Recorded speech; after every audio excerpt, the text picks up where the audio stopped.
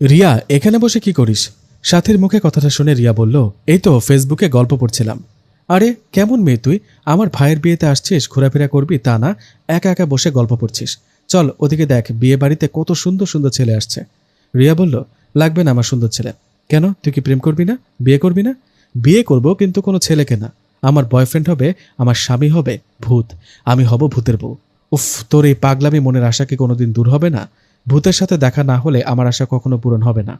আচ্ছা বাদ দে এসব, চল খেয়ে নেই দুজনে। আর শোন, তোর মা বাবাকেও তো আসলো না। ভাইয়ার বিয়েতে আমি টিফিন বাটিতে করে ওদের জন্য খাবার রেডি করে রেখেছি, তুই বাড়িতে যাবার সময় নিয়ে যাস, কেমন? এ বলে রিয়া ও সাথী দুজনে খাওয়া দাওয়া করতে চলে গেল। রাত 10টা। রিয়া সাথীকে বলল, সাথী আমি এখন বাড়িতে চলে যাই, সময় হলে কাল আসবো। ওকে, এই যে টিফিন বাটিতে খাবার আছে, সাবধানে যাবি। এই, আমি কি এগিয়ে দিয়ে আসবো? না লাগবে না, 10 মিনিটের পথ, আমি একাই চলে যাব। এই বলে সাথীর বাড়ি থেকে রওনা করলো রিয়া। গ্রামের পথ রিয়া একা একা হাঁটছে। হাঁটতে হাঁটতে সামনে একটা বাঁশঝাড়ের কাছে চলে আসে। সেখানে আসার পর রিয়া খেয়াল করে তার পেছনে কিছু একটা হাঁটা চলার আওয়াজ পাচ্ছে। রিয়া হঠাৎ করে পেছনে ফিরে তাকায়, কিন্তু কিছু দেখতে পায় না। আবার সে হাঁটতে থাকে।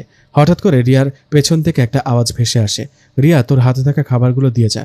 কথাটা শুনে রিয়া আবারও পেছনে ফিরে দেখতে পায় একটা সুন্দর দেখতে অবয়ব দূরে দাঁড়িয়ে আছে। সেই অবয়বটাকে দেখে রিয়া বলল, কে আপনি? তখন সেই অবয়বটা বলে ওঠে, আমি ভূত। তোর হাতে থাকা খাবারের ওপর আমার লোভ গেছে, খাবারগুলো দিয়ে যা। ভূত এই কথাটা শুনতেই রিয়া ভয় না পেয়ে উল্টো ভূতের দিকে দিল এক দৌড়। এক দৌড়ে ভূতের কাছে যেতেই ভূত বলল, আরে আরে, আপনি পাগল নাকি? আমি ভূত, আমাকে দেখে সবাই ভয় পায়, আর আপনি উল্টো আমার দিকে দৌড়ে আসলেন। আপনাকে দেখে তো আমি ভয় পেয়েছি। রিয়া বলল, উফ, এটা কি সত্যি? তুমি কি সত্যিই ভূত? হ্যাঁ সত্যি আমি ভূত। টিফিন বাটিটা একটু ধরো তো। এই বলে রিয়া ভূতের সামনে উড়াধুরা নাচতে শুরু করলো। এটা দেখে ভূত বলল, আরে আরে, কি করছেন, পাগল হলেন নাকি?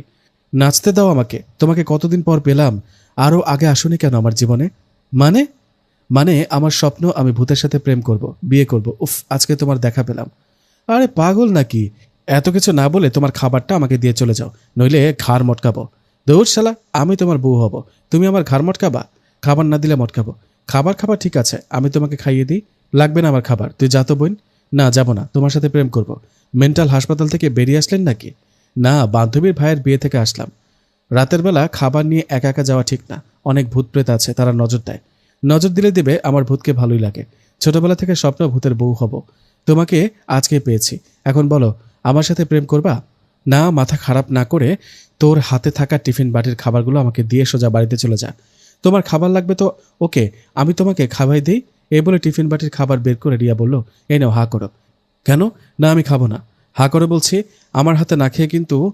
কি করবে? কালকে কবিরাজের কাছে যাব, আর কবিরাজকে বলবো তুমি আমাকে ভয় দেখিয়েছ। তখন কবিরাজ তোমাকে হাজির করবে আর শাস্তি দেবে।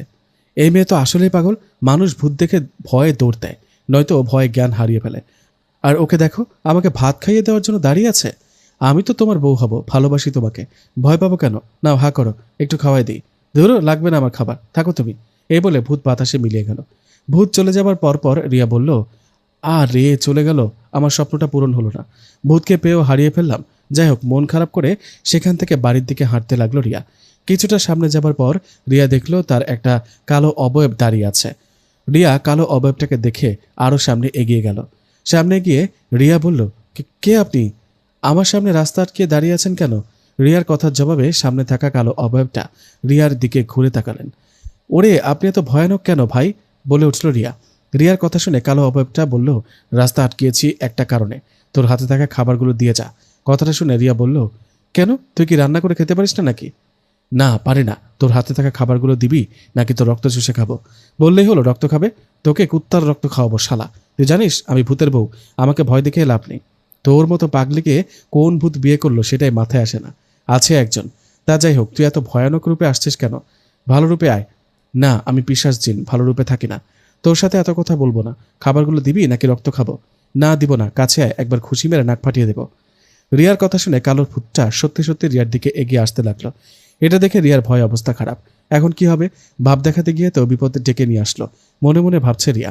সেই কালো ভূতটা রিয়ার কাছে আসতেই সেখানে ঝড়ের বেগে আগের ভালো ভূতটা চলে আসলো। ভালো ভূতকে দেখে রিয়া বলে উঠল, বাহ বাহ, ক্যা সিন হ্যাঁ, বলেছিলাম না কালো ভূত? আমি ভূতের বউ, দেখ, ওই দেখ, তুই কিচ্ছু করার আগেই আমার বয়ফ্রেন্ড, আমার স্বামী ও চলে আসছে।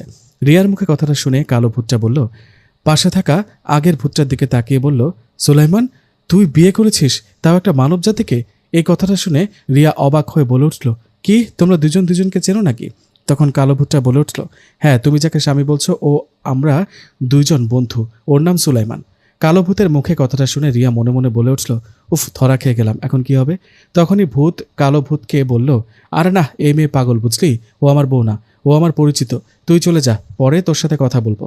ভূতের কথা শুনে কালো ভূতটা বলল, ঠিক আছে, চলে যাচ্ছি, তবে তোকে একটা কথা বলি, মানুষের কাছ থেকে সাবধানে থাকবি। এই বলে চলে গেল কালো ভূত। রিয়ার সামনে দাঁড়িয়ে আছে সুলাইমান ভূত। কালো ভূতটা চলে যাবার পর সুলাইমান ভূত বলল, এই মেয়ে, তোমার মাথায় কি সমস্যা? ওকে কেন বললা তুমি আমার বউ? ভুল করে বলেছি, আমি কি জানি নাকি ওই ভূতটা তোমার বন্ধু?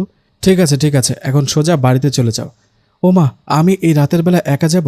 তুমি যাবা না আমার সাথে? আবার যদি কোনো ভূত ভয় দেখায়, তুমি এগিয়ে দিয়ে আসো বাড়ি পর্যন্ত। আমার ঠেকা পড়ছে, তাই না? আমি না তোমার গার্লফ্রেন্ড, কিছুদিন গেলে বিয়ে করব, তাহলে চলো এগিয়ে দাও। কি? তোমাকে বিয়ে করব? তোমাকে বিয়ে করার চেয়ে কোনো ডাইনিকে বিয়ে করে সুখে থাকবো। আমি ডাইনির চেয়ে সুন্দরী আছি। এত কথা না বলে আমাকে বাসায় রেখে আসেন, নইলে চিৎকার দেবো। খার পাল্লায় পড়েছি রে আমি, এরকম মানুষ তো কখনো দেখিনি। চলো হাঁটতে হাঁটতে কথা বলি। এই বলে ভূত ও রিয়া দুজনেই গল্প করতে করতে হাঁটতে লাগলেন। গল্পের এক ফাঁকে রিয়া বলল, আচ্ছা ভূত, আমার হাতে টিফিন বাটিতে যে খাবার ছিল তুমি জানলা কেমনে? তুমি তো দেখোনি। ভূতেরা বুঝতে পারে, ও আমার বাসায় গিয়ে তোমাকে খেতে দিব, খাবে? ভূত বলল, হ্যাঁ, তোমার রক্ত খাবো। এত কিছু থাকতে আমার রক্ত কেন? তুমি চিন্তা করো না, কালকে একটা কুত্তা মেরে তার রক্ত খাওয়াবো তোমাকে। ছি, লাগবে না। কেন? মাংস খেতে দিতে চাইলাম, তাও খেতে চাও না। এই তো আমার বাড়ি চলে আসছি, চলো চলো আমার সাথে চলো। না, আমি যাব না, তুমি যাও। চলে যাবা? ওকে, যাও তাহলে। কালকে দিনের বেলা এসো, তোমাকে একটা সারপ্রাইজ দেব। পাগল হয়েছ? আমি তোমার হাত থেকে বাঁচতে পারলে বাঁচি, আর কখনো আসবো না তোমার কাছে। কি? আসবা না? আসবা না? না, কখনো না। দিলাম এক চিৎকার। আমার চিৎকার শুনে কিন্তু বাবা বন্দুক নিয়ে বাইরে আসবে আর তোমাকে গুলি করে দেবে। আমার বাবার কাছে বন্দুক আছে। এ কেমন চিপায় পড়লাম আমি। আচ্ছা ঠিক আছে, কালকে দিনের বেলা রুমে থেকো, আমি আসবো। এই বলে চলে গেল ভূত। রিয়া ও রুমে চলে গেল। পরের দিনের ঘটনা। রিয়া রুমে বসে অপেক্ষা করছে ভূত কখন আসবে তার রুমে। এভাবে বেশ কিছুক্ষণ অপেক্ষা করার পর ভূত রিয়ার রুমে আসে। ভূতকে দেখে রিয়া বলে, এই ভূত, এতক্ষণে আসার সময় হলো কেন? কি হয়েছে? তোমাকে মিস করছিলাম, তুমি তো আমার স্বপ্নের নায়ক। পাগলামি শুরু হলো। কি কারণে ডেকেছো তাই বলো, কি সারপ্রাইজ দিবা সেটা বলো। পরে বলছি, আগে মাংস খাও। তোমার জন্য মুরগির রোস্ট বানিয়েছি, নাও খাও। না, খাবো না, তুমি খাও। আব্বা, আরে আরে কি করো? ঠিক আছে, দাও, খাওয়াই দাও। ভূতের কথায় রিয়া ভূতকে মাংস খাইয়ে দিচ্ছে। ভূত খাচ্ছে, ঠিক তখন রিয়ার মা বাবা হুট করে এক লাফে রুমে চলে আসে। এসেই বলে, সারপ্রাইজ। এটা দেখে ভূত বলে, কিসের সারপ্রাইজ? এটাই তো সারপ্রাইজ, আমার মা বাবা তোমাকে দেখবে, কথা বলবে, এটাই সারপ্রাইজ ছিল। লাগবে না আমার সারপ্রাইজ, আমি চলে গেলাম। রিয়ার মা বলল, আরে আরে যেও না জামাই বাবা, একটু পরে যাও। রিয়ার বাবা বলল, হ্যাঁ জামাই, মাংস খেয়ে যাও। রিয়া কত কষ্ট করে রান্না করলো। ভূত বলল, কে আপনাদের জামাই শুনি? কেন? তুমি? তুমি ভূত, তুমি আমাদের মেয়ের জামাই। হায় হায়, এরা ফুল ফ্যামিলি পাগল। রিয়ার বাবা বলল, দেখি দেখি ভূত জামাই বাবা, একটা সেলফি তুলি। তাকাও, মোবাইলের দিকে তাকাও। আমি কোথায় এসে পড়লাম? রিয়ার মা বলল, আহা, এভাবে সেলফি তুললে কি মজা লাগে? ভূত বাবা, তুমি ছাগলের রূপে আসো তো, ছাগল হও, তারপর সেলফি তুলবে। ছাগল হব? না না, ছাগল হতে হবে না, তুমি একটা বিশাল সাপের রূপ নাও, আমি তোমার সাথে একটা সেলফি তুলি, সেটা ফেসবুকে আপলোড দিব, হেব্বি লাইক পাবো। না, পারবো না। আহ বাবা, এত করে যখন বলছে তখন সাপের রূপ নাও না, কি এমন হবে, নাও। রিয়ার কথায় ভূত আর কিছু না বলে বিশাল একটা সাপের রূপে আসলো। ঠিক তখনই রিয়ার বাবা সাপের সাথে একটা সেলফি নিল। সেলফি নেবার পর ভূত আবার মানুষের রূপে এসে জিজ্ঞেস করলো, আচ্ছা, আমি যে সাপের রূপে আসলাম, আমাকে দেখে আপনাদের ভয় করলো না? না, কিসের ভয়? রিয়ার বাবা বলল, না জামাই বাবা, ভয় পায়নি, খুব সুইট লাগছিল। আমি নিশ্চিত এরা পাগল, সবাই পাগল, এদের পাল্লায় কেন যে পড়লাম। আরে অবাক হচ্ছ কেন? আমি তোমাকে বিয়ে করি, এটা মা বাবাও চায়, ওরাও রাজি। হ্যাঁ ভূত বাবা, আমরা রাজি, তুমি আমাদের জামাই হবে। রিয়ার মা বলল, বাবা ভূত জামাই, তুমি আমার মেয়েকে বিয়ে করলে আমি কত খুশি হব। পাশের বাসার ভাবিদের গর্ব করে বলতে পারবো, আমার জামাই ভূত, সে উড়ে বেড়াতে পারে, বাতাসের বেগে চলতে পারে। আচ্ছা, আপনারা পাগলাগারদ থেকে পালালেন কিভাবে? রিয়ার মা বলল, কি? না, কিছু না। আচ্ছা, এত মানুষ থাকতে আপনাদের মেয়েকে ভূতের সাথে বিয়ে দেবার ইচ্ছে হলো কেন বলেন তো? ওই যে বললাম, আশপাশে সবাইকে গর্ব করে বলতে পারবো ভূত আমার জামাই। রিয়ার বাবা বলল, আসলে সত্যি বলতে কি, তোমার সাথে আমার মেয়ের বিয়ে দিলে তুমি তো আমার মেয়ের জামাই হবে, তাই না?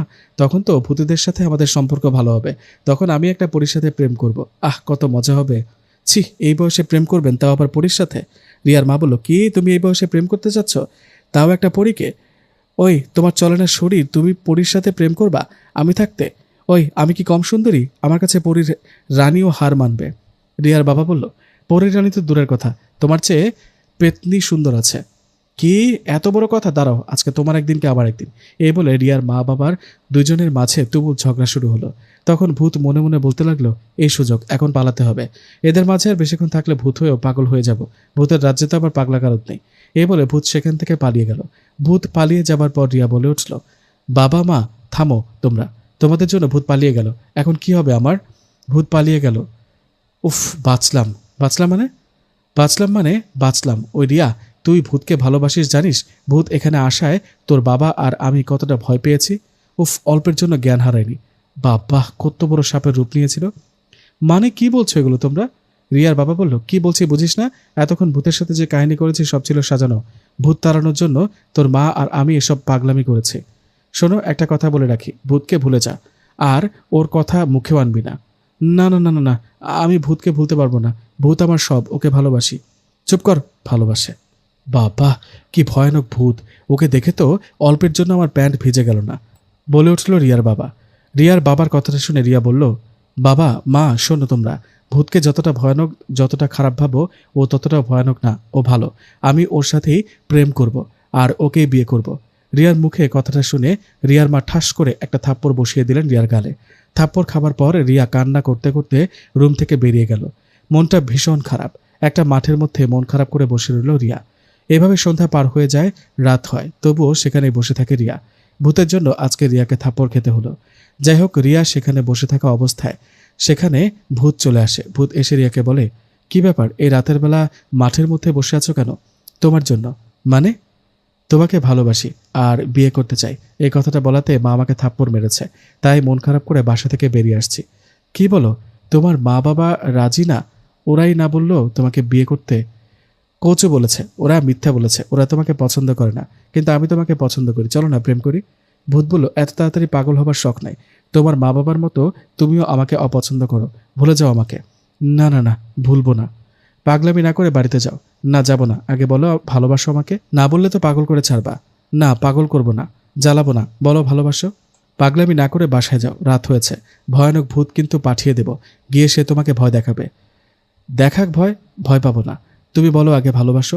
না, বাড়িতে যাও, নইলে ভূত পাঠাবো, ওর কিন্তু মাথা নাই, মাথা ছাড়া তোমার দিকে এগিয়ে আসবে। ও বাবা, তাই? যাব, বাসায় যাব। তুমি যেও না কোথাও। বাহ, এই তো লাইনে আসছে। আসো আমার কোলে আসো, তোমাকে উড়ে উড়ে নিয়ে যাই। না না না, আগে বলবা ভালোবাসো, বিয়ে করবা, তারপর। তা না হলে বেড়া ভূতের কোলে উঠবো কেন? আকাশ খারাপ, ঝড় আসবে, চোখটা বন্ধ করো। ভূতের কথায় রিয়া কথা না বাড়িয়ে চোখ বন্ধ করলো। একটু পর ভূত বলল, চোখ খোলো। চোখ খুলে রিয়া বলল, এত তাড়াতাড়ি আমার রুমে চলে আসলাম? হ্যাঁ, আমরা দ্রুতই চলতে পারি। যাই হোক, রাতে খেয়ে শুয়ে পড়ো, আমি চলে যাচ্ছি। আর হ্যাঁ, একটা কথা, তোমাকেও আমার ভালো লাগে, ভালোবাসি। কি? কি আমাকে ভালোবাসো? হ্যাঁ, বাসতে শুরু করেছি। কথাটা শুনে রিয়া নাচতে শুরু করলো আর বলতে লাগলো, উফ, আজকে আমার আশা পূরণ হয়েছে, ভূত আমার বয়ফ্রেন্ড হয়েছে। এই ভূত, চলো না নাচ করি। কেন? সিনেমায় দেখো না প্রেম হলে নাচ করে। আসো নাচ করি। এটা কি সিনেমা চলছে নাকি? আবার মাথায় পাগলামি উঠল নাকি? চলে গেলাম। হ্যাঁ যাও, কালকে এসো। আজকে খুশি টেলায় ঘুমাবো না, একা একা নাচ করব। ভূত বলল, আসলেই পাগলি এই মেয়ে, আসলে এই মেয়ে পাগল, বলে উঠল ভূত। ভূতের কথার জবাবে রিয়া বলল, আরে খুশিতে পাগল হয়ে গেছি ভূত। ঠিক আছে, যত ইচ্ছে হয় নাচ করো, আমি চলে গেলাম, কালকে আসবো। এ বলে চলে গেল ভূত। এভাবে রিয়া ও ভূতের মাঝে তৈরি হলো অনেকটা ভালোবাসা। আর কেটে গেল একটি বছর। একদিন সকালবেলার ঘটনা।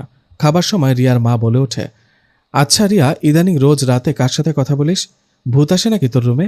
হ্যাঁ, তা তো আসে। তোমরা কি জানো না আমরা একে অপরকে ভালোবাসি, দুজন দুজনকে বিয়ে করব? রিয়ার বাবা বলল, চুপ কর, ভূতকে বিয়ে করবে, মেরে ফেলবো একদম।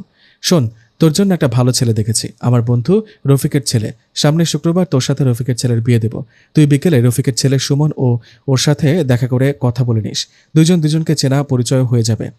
রিয়া বলল, কিন্তু বাবা, আমি ভূতকে ছাড়া কাউকে বিয়ে করব না। রিয়ার বাবা থাপ্পড় খেতে না চাইলে যা বলি তাই কর, এই বলে খাবার শেষে চলে গেল রিয়ার বাবা মা।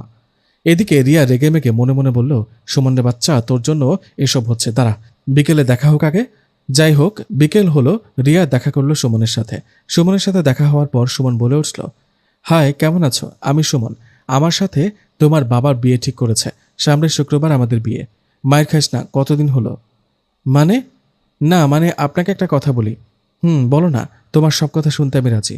শূন্যে ওড়ার ইচ্ছা আছে আপনার, সুপারম্যানের মতো? হ্যাঁ, থাকবে না কেন? আমারও ইচ্ছে হয় শূন্যে ভেসে বেড়াই, উড়ে বেড়াই। তাই না? ওয়েট, আপনার ইচ্ছে পূরণ করছি। এদিকে ভূত তখনই সুমনের পিছনে এসে দাঁড়ালো।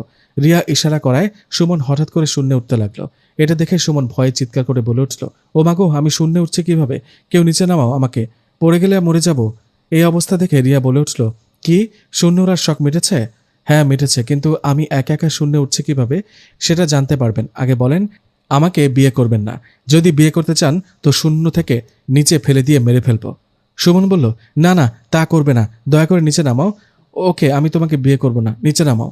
সুমনের কথায় রিয়া ইশারা করলো। ভূত সুমনকে শূন্য থেকে নিচে নামিয়ে দিল। নিচে নেমে সুমন বলল, আরে তুমি মানুষ না ভূত? ইশারা করলে আর অমনি আমি উপরে উঠলাম। আমি ভূত না, ভূতের বউ, গার্লফ্রেন্ড সব। আমি ওকে বিয়ে করব, তোকে না। এরপরও যদি আমাকে বিয়ে করতে রাজি হোস তাহলে তোকে পানিতে চুবানি খাওয়াবো ভূতকে দিয়ে। শুধু তাই নয়, ভূত তোকে এমনভাবে ভয় দেখাবে যেটা দেখে সহ্য করতে পারবি না। সুমন বলল, কিন্তু আমি তো তোমাকে একটু একটু ভালোবেসে ফেলেছি। রিয়া বলল, তাই না? দাঁড়া, এবার তোকে মেঘের দেশে পাঠাবো, বেলুনের মতো উড়বি এবার। না না না, মাফ করো, ওকে, বিয়ে ক্যান্সেল। আপু, বলো বলো আপু, ভুল হয়েছে, আপনাকে বিয়ে করব না। সুমন বলল, ঠিক আছে আপু, ছোট ভাই হিসেবে মাফ করে দেন। আপনাকে বিয়ে করার শখ মিটে গেছে, চললাম আমি। রিয়ার এমন ব্যবহারে সুমন নামে ছেলেটা সেখান থেকে চলে গেল। রিয়াও বাড়িতে চলে গেল। এই ঘটনার পরের দিন রিয়ার মা বাবা রিয়াকে তাদের কাছে ডেকে বললেন, রিয়ার বাবা বললেন, কি রিয়া, তোকে পাঠালাম সুমনের সাথে পরিচয় হতে, আর তুই গিয়ে ওকে এমন ভয় দেখাচ্ছিস যে ও বিয়ে আর করতেই পারছে না। ভয়ে ওর এমন জ্বর আসছে, সে এখন হাসপাতালে ভর্তি। রিয়া বলল, কই ভয় দেখিয়েছি, আমি কিছুই করিনি। তুই চুপ কর। সুমনের সাথে বিয়ে ভেঙে গেছে বলে ভাবিস না সব শেষ। তোর জন্য আরেকটা ছেলে দেখেছি, আমার বান্ধবী লতার ছেলে আকাশ।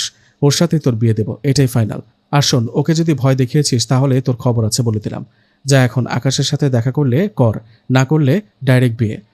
রিয়ার মায়ের কথায় রিয়া মনে মনে ভাবল, কোনো ব্যাপার না, আগেরটার মতো এটাকেও তাড়াবো। এই ভেবে পরের দিন ছেলেটার সাথে দেখা করলো। দেখা হতেই রিয়া বলল, আপনার সাথে আমার বিয়ে ঠিক করেছে। আপনি জানেন আমার সাথে ভূত থাকে, আমাকে বিয়ে করলে সে কিন্তু আপনাকে মেরে ফেলবে। রিয়ার মুখে কথাটা শুনে আকাশ বললেন, ও এই কথা, সমস্যা নেই, আমি তবুও রাজি আছি।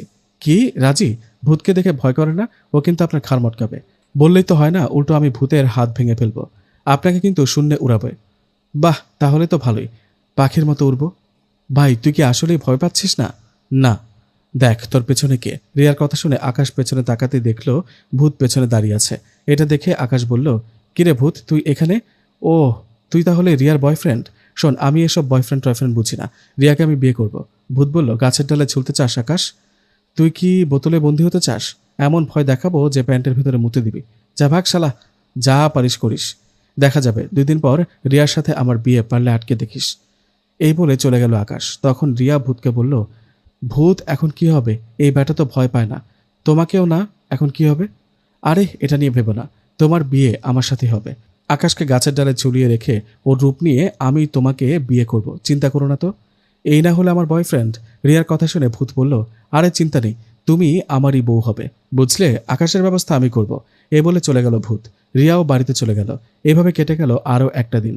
অবশেষে চলে আসলো বিয়ের দিন। বিয়ের দিন বউ সেজে বসে আছে রিয়া। বর আসলো। রিয়া মনে মনে অনেক খুশি। আজকে তার মনের আশা পূরণ হবে। আজকে সে ভূতকে বিয়ে করবে। আজ থেকে সে হবে ভূতের বউ। যাই হোক, কিছুক্ষণের মধ্যে বিয়ে হবে। রিয়া ওর রুমে বসে আছে, হঠাৎ আকাশ তার রুমে আসে। আকাশকে দেখে রিয়া বলে, ভূত তুমি আসছো? কি, কিছু বলবা নাকি? বাহ, তুমি আকাশের রূপ নিয়ে আসছো, বুঝে যায় না। সবাই ভাববে তুমি আসল আকাশ। রিয়ার মুখে কথাটা শুনে আকাশ বলল, কে ভূত? আমি কোনো ভূত নই, আমি আকাশের রূপও নেইনি, আমি হলাম আসল আকাশ। কি, সত্যি তুমি আকাশ? হ্যাঁ, কি ভেবেছ আমি এতটাই বোকা? আমি জানি তোমাকে এত সহজে বিয়ে করতে পারবো না, তাই একটা কবিরাজ দিয়ে ভূতকে বন্দি করেছি। এখন তোমাকে বিয়ে করব। আজকে আমাদের বাসর হবে। কি হারামজাদা কুত্তা, তুই আমার ভূতকে বন্দি করেছিস, আবার আমাকে বিয়ে করে বাসর করার চিন্তা করছিস? হ্যাঁ, বিয়ে করলে তো বাসর করবো, তাই না? এই যে আমার কাছে ব্লেড আছে, বাসর করতে আসলে কেটে দিব। কি কেটে দিব জানিস তো? ছি, এসব কি বলো? তুমি না আমার বউ হবা? তোর বউয়ের গুষ্টি কিলাই, যদি জোর করে বিয়ে করিস তাহলে কি করবো জানিস? তুই রাতে ঘুমাবি না, ঘুমালে তোর গলা টিপে তোকে মারবো। আমাকে মারতে পারবা? তোমার না বর হই। তুই কি মায়ের খাবি? খাবি নাকি বল? এখন আমি কি করব? সবাইকে বল বিয়ে করবি না, চলে যা। কি বলবো সবাইকে? বলবি তোর শরীর খারাপ, ডায়রিয়া হয়েছে, বিয়ে করবি না। এটা কোনো কথা? আমি তো সুস্থ আছি। কাছে আয়, নাকের মধ্যে ঘুষি মেরে অসুস্থ করে দেই। আরে কি হলো তোর, হাসাচ্ছিস কেন?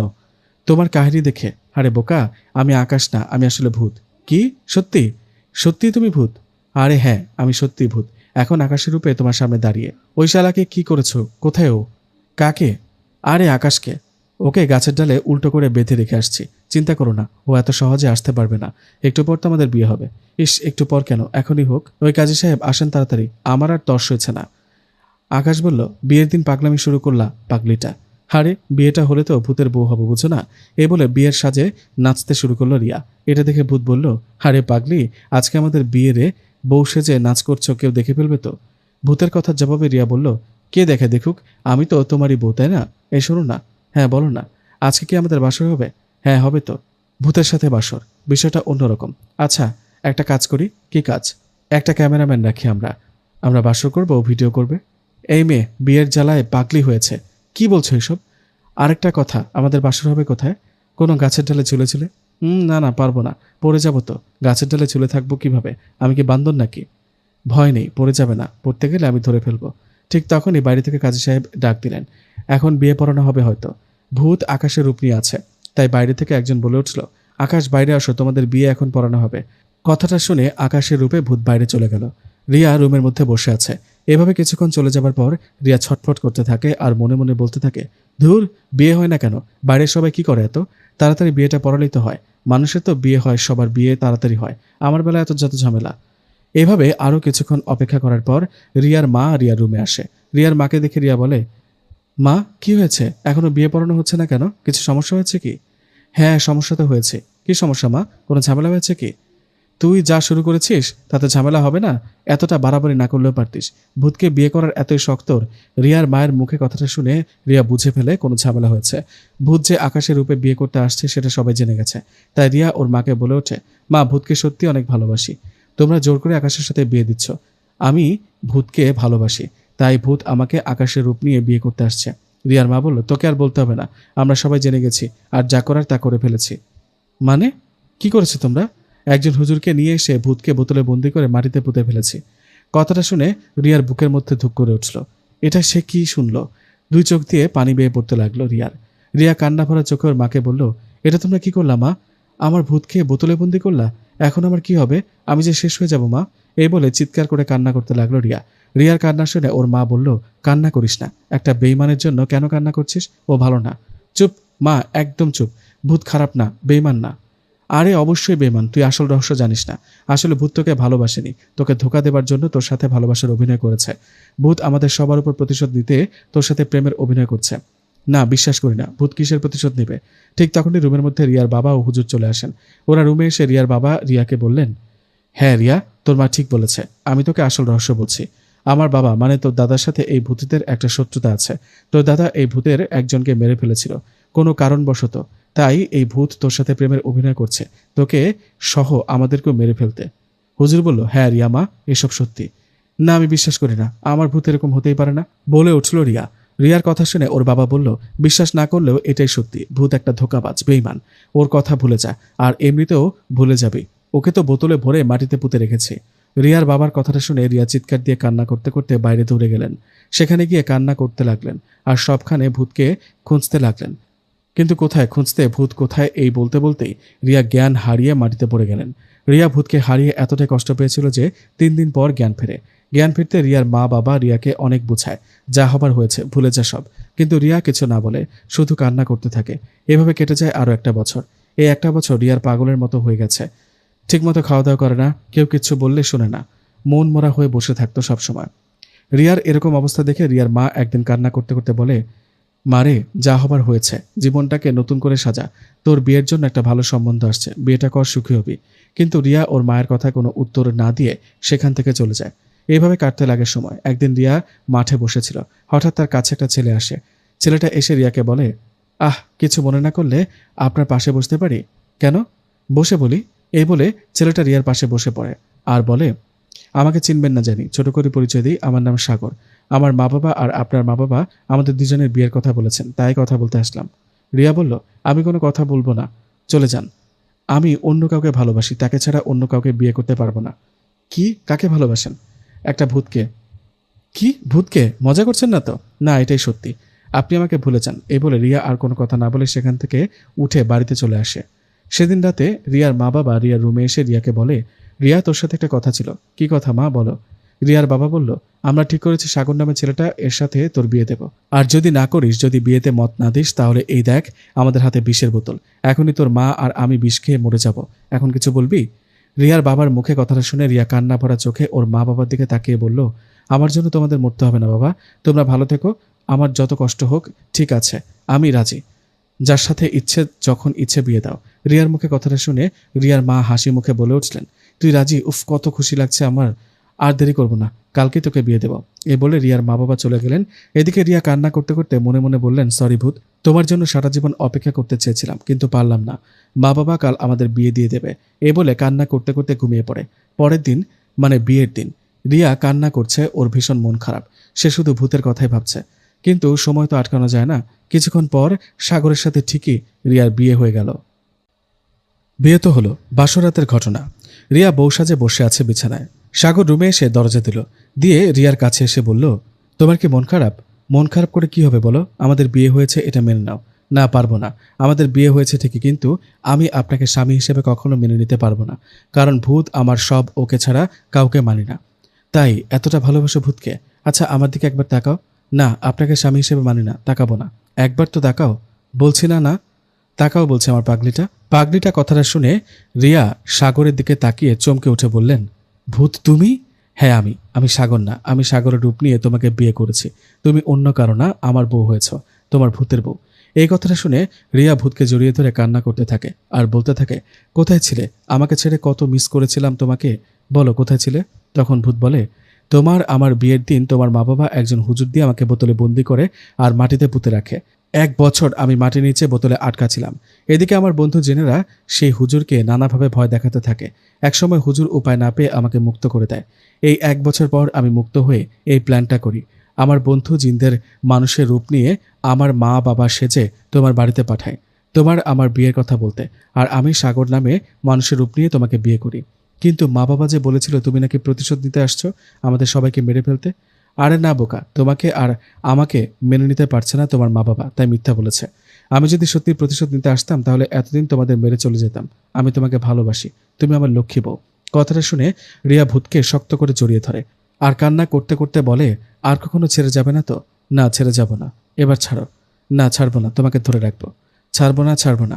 আরে পাগলিটা, একবার ছেড়ে চোখটা খুলে তো দেখো আমরা কোথায়। ভূতের কথায় রিয়া ভূতকে ছেড়ে চোখটা খুলে অবাক হয়ে বলল, ওয়াও, চারিদিকে এত সুন্দর করে সাজানো। কোথায় এটা? আমরা কোথায়? গাছের ডালে। কি? আরে পড়ে যাবো তো, তুমি কি পাগল? না, পড়বে না। এটা বড় গাছ, দেখো চারিদিকটা কত সুন্দর করে সাজিয়েছি তোমার জন্য। ভালো লেগেছে তোমার? অনেক। আমার তো স্বপ্নের মতো লাগছে। কত সুন্দর, দেখো দেখো চারিদিকে কত সুন্দর জোনাকি পোকা উঠছে। এই জায়গাটা আমাদের জিনদের রাজ্য। সুন্দর তো হবেই, তাই না? কি? আমি জিনদের রাজ্যে আছি? এই শোনো না, আমার না লজ্জা করছে। কেন কেন? আমাদের বাসর করার সময় যদি অন্য কোনো ভূত হঠাৎ করে চলে আসে, তখন কি হবে? হায় রে পাগলি, কেউ আসবে না। আমাদের চারিদিকে মায়াজালে আটকানো আছে, এখানে হঠাৎ করে কেউ আসতে পারবে না। উফ, জানো খুব ভালো লাগছে। অবশেষে তোমাকে পেলাম, বিয়ে হলো আমাদের। অন্য কারোর সাথে বিয়ে হলে মরেই যেতাম আমি। আচ্ছা, আমরা বাড়িতে যাব কখন? কাল দিনের বেলা তো সবাই আসবে আমাদের নিতে, তাই না? চিন্তা করো না, সকাল হবার আগে আমরা বাড়িতে চলে যাব। এই বলে ভূত ও রিয়া সেখানে সুন্দর মুহূর্ত কাটায়। কয়েক ঘন্টা পর সকাল হয়। পরের দিনের ঘটনা, একটা মজার কাহিনী। রিয়ার মা বাবা ও কিছু লোক আসছে রিয়াকে নিয়ে যেতে, কিন্তু সবাই এসে অবাক, কারণ তারা সবাই ভূতের বাড়িতে এসে দেখে সেখানে কোনো বাড়ি নেই, সেখানে ফাঁকা মাঠ পড়ে আছে। এই দেখে রিয়ার মা বাবা অবাক হয়ে বলে ওঠে, আরে আরে, বাড়িটা কোথায় গেল? আমাদের নতুন জামাইয়ের বাড়ি তো এই জায়গায় ছিল, বাড়িটা কোথায় উধাও হলো? ঠিক তখনই রিয়া পেছন থেকে ডাক দিয়ে বলে, মা বাবা তোমরা আসছো কি? বাড়ি খুঁজতেছ? আসো, চলো বাড়িতে চলো, আমি সব বলছি। এ বলে রিয়া ওর বাবার বাড়িতেই চলে আসে। বাড়িতে এসে রিয়া ওর মা বাবাকে সবকিছু খুলে বলে। রিয়া বলে ভূত মানুষের রূপ নিয়ে তাকে বিয়ে করেছে। রিয়ার মুখে কথাটা শুনে রিয়ার মা বাবা বলে, ও তাহলে বিয়েটা করেই ফেললি? ভালো বিয়ে করেছিস, ভালো কথা, খা, সংসার করে খা, খেতে পারলে ভালো। তখন রিয়া বলে, মা আরেকটা কথা, ভূতের তো বাড়ি নেই, আমিও তো তোমাদের একটা মাত্র মেয়ে, আমরা এখন থেকে এখানেই থাকবো। তোমরা ভয় পেও না, ভূত কখনো ভয়ানক রূপে থাকবে না, মানুষের রূপ নিয়ে থাকবে। রিয়ার কথার জবাবে রিয়ার বাবা বলে, ঠিক আছে থেকো, তোমরা রুমে যাও। এই বলে রিয়ার মা বাবা তাদের রুমে চলে যায়। তখন রিয়া ভূতকে নিয়ে তার রুমে চলে যায়। রুমে যাবার পর রিয়া বলে, উফ বাবা, ভয় পেয়েছিলাম, ভেবেছিলাম মা বাবা আমাদের হয়তো মেনে নেবে না, কিন্তু শেষমেশ মেনে নিল। ঠিক বলেছ, এখন থেকে আমরা এখানেই থাকবো, কত ভালো হবে বলো। থাকবো, তবে তোমার মা বাবা যদি আমাদের মেনে না নিত তাহলে তোমাকে নিয়ে আমি আমাদের রাজ্যে চলে যেতাম আর ওখানেই থাকতাম। তাই বুঝি? তোমাদের দেশেও যাবো মাঝে মাঝে। এদিকে ঘটে আরেকটা মজার ঘটনা। রিয়া ও ভূতের বিয়ে হয়েছে গতকালকে। তারা নতুন স্বামী স্ত্রী, তাই আশেপাশের অনেকে বাড়িতে আসছেন রিয়ার স্বামী মানে ভূতকে দেখতে। সাথে রিয়ার খালাতো মামাতো বোনেরাও আসছে দেখতে। ওরা দেখতে আসতেই রিয়া বলে উঠল, এই এই দাঁড়াও, দূরে যাও, দূর থেকে দেখো। রিয়ার খালাতো বোন বলল, ওই দূর থেকে দেখবো কেন, ভূত দুলাভাইয়ের কাছে যাবো না বুঝি? রিয়ার মামাতো বোন বলল, এই রিয়া এমন করছিস কেন, আমরা বুঝি দুলাভাইয়ের সাথে ছবি তুলবো না? বললেই হলো ছবি তুলবো। ওই ওই, আমার বরের ছবি তোদের ফোনে থাকবে কেন? তার চেয়ে কোনো ছাগলের সাথে সেলফি তুলে ফেসবুকে পোস্ট কর গিয়ে। রিয়ার খালাতো বোন বলল, ওই রিয়া, ভূত দুলাভাই বলে আমাদেরও এরকম রোমান্টিক একটা ভূত জোগাড় করে দে না, প্রেম করব। খুব শখ তাই না? ঠিক আছে, ভূতকে বলে একটা রাক্ষসের সাথে তোর প্রেম করাই দিব, চিন্তা করিস না, 2 দিন না যেতে রাক্ষস তোকে মেরে খেয়ে ফেলবে। রিয়ার মামাতো বোন বলল, হিংসা করিস তাই না? তোর বর ভূত বলে এরকম করে বলবি? তুই চুপ করে থাকতো, আমি দুলাভাইয়ের সাথে কথা বলি। হাই দুলাভাই, কেমন আছেন? আমরা আপনার শালী, কেমন লাগছে আমাদের? ভূত বলল, ভালো লাগছে। রিয়ার মামাতো বোন বলল, তাহলে চলুন না ঘুরতে যাই। আপনি তো ভূত, তাই আপনার পিঠে চড়ে উড়ে উড়ে যাব, তাহলে অটো ভাড়া বেঁচে যাবে। রিয়া বলল, চুপ কর তো, পিঠে চড়ে যাবে? এই, আমার বর কি রিক্সা নাকি অটো শুনি? তোরা ওর উপরে বসে যাবি? এতই যদি ঘুরতে যাওয়ার শখ থাকে তাহলে পাশের বাসার কুদ্দুসের সাথে ঘুরতে যা। রিয়ার খালাতো বোন, থাক, আমাদের ঘুরতে যাওয়া লাগবে না, আমিও একদিন বড় ভূতের সাথে প্রেম করব, সেদিন গিয়ে দেখে আসিস। ভালো থাকিস, বাড়িতে চলে গেলাম। এ বলে রিয়ার খালাতো মামাতো বোন ও আশেপাশের সবাই ভূতকে দেখে চলে গেল। রিয়া বলল, আচ্ছা ভূত, তুমি তো আমার বাড়িতে আছো, সবসময় তুমি আমার মা বাবাকে দেখেছো, কিন্তু আমি তো তোমার কাউকে দেখিনি। আমি তোমার রাজ্যে যেতে চাই, ঘুরে আসতে চাই। ও তাই, যাবে আমার রাজ্যে? যাব। ঠিক আছে, আজকে রাতে যাব। কথা মতো সেই রাতে রিয়া যখন ঘুমিয়েছিল তখন হঠাৎ ভূত রিয়াকে ডাকে আর বলে, রিয়া, এই রিয়া ওঠো, এই দেখো আমাদের রাজ্যে চলে আসছি, ওঠো। ভূতের ডাকে রিয়া চোখ খুলে দেখে সে আসলে ভূতের রাজ্যে চলে আসছে। রিয়ার অনেক ভালো লাগে ভূতের রাজ্য। হঠাৎ রিয়া দেখে ভূতের 2জন বন্ধু এগিয়ে আসছে ওদের দিকে। ওরা কাছে এসে ভূতকে বলল, কিরে সুলাইমান, হঠাৎ মানুষকে আমাদের রাজ্যে নিয়ে আসলি কেন? ভূত বলল, ও আমাদের রাজ্য ঘুরে দেখতে চেয়েছে, আর জানিস ওকে আমি বিয়ে করেছি, ও আমার বউ। বন্ধু ভূতেরা বলল, ও তাই, তো ভাবি সাহেব কেমন আছেন? কিরে সুলাইমান, আমাদের রাজ্যে এত পরি থাকতে তুই মানুষকে বিয়ে করলি, কি দেখলি এই মানুষের মধ্যে? ভূতের বন্ধুদের মুখে এসব কথা শুনে রিয়া মনে মনে বলে, আমি পরীর থেকে কম কিসের? আমাদের এলাকার 27টা ছেলে আমার জন্য পাগল ছিল, আমি টাইম দিইনি, আর আমাকে ছোট করে কথা বলে কুত্তা ভূত।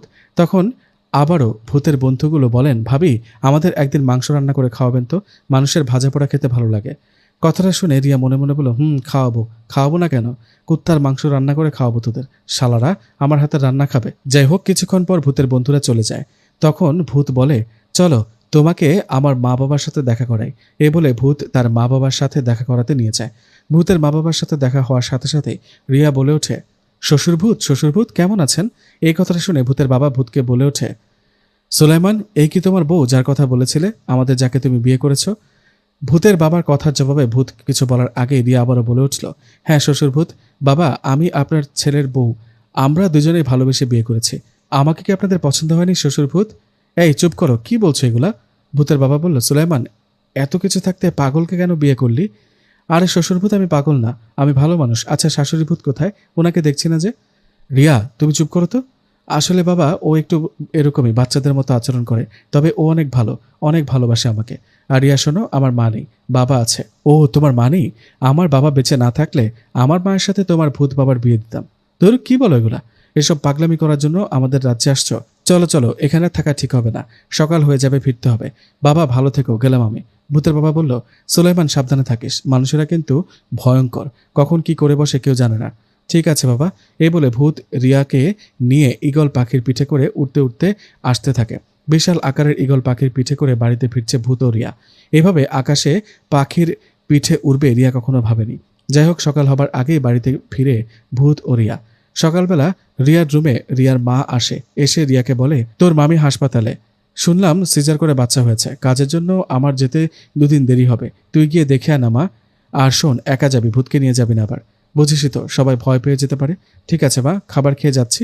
তো কথা মতো সকালের খাবার শেষে রিয়া ভূতকে বলল, এই তুমি বাসায় থাকো, আমি হাসপাতালে যাব, মামির বাচ্চা হয়েছে, ওকে দেখতে। এই বলে রেডি হয়ে হাসপাতালে চলে গেল রিয়া। হাসপাতালে যাবার পর রিয়া দেখলো ঠিকই ওর মামি বেডে শুয়ে আছে, কিন্তু একটা অবাক করা বিষয় হলো ওর মামির বাচ্চা তো এখনো হয়নি। এই দৃশ্য দেখে রিয়া বলল, মামা, মামির কি এখনো বাচ্চা হয়নি? রিয়ার মামা বলল, না হয়নি, ডাক্তার বলেছে আজকালের মধ্যেই এরকমই সময় দিয়েছিল, তাই একদিন আগেই হাসপাতালে ভর্তি করালাম। কিন্তু মা তো বলল মামির নাকি বাচ্চা হয়েছে, তাই তো আমাকে মা পাঠালো দেখতে। রিয়ার মামা বলল, কই না তো, তোর মা হয়তো ভুল শুনেছে, তোকে ভুল বলেছে। হতে পারে। আচ্ছা মামা, তাহলে আমি বাড়িতে চলে যাই। আরে আসলি তো এক্ষুনি, কিছুক্ষণ তোর মামির পাশে থাক, তারপর যাবি। তো রিয়ার মামার কথায় রিয়া তার মামির পাশে কিছুক্ষণ সময় কাটায়। তারপর মামা আর মামিকে বলে রিয়া বাড়িতে চলে আসে। বাড়িতে চলে আসার পর দেখতে পায় একটা অচেনা লোক বাড়িতে দাঁড়িয়ে আছে। পাশে রিয়ার মা বাবা বলল, ওদের দেখে রিয়া এদিক সেদিক তাকায়, সবকিছু কেমন যেন লাগছে, মনে হচ্ছে একটু আগে এখানে কিছু একটা হয়েছিল।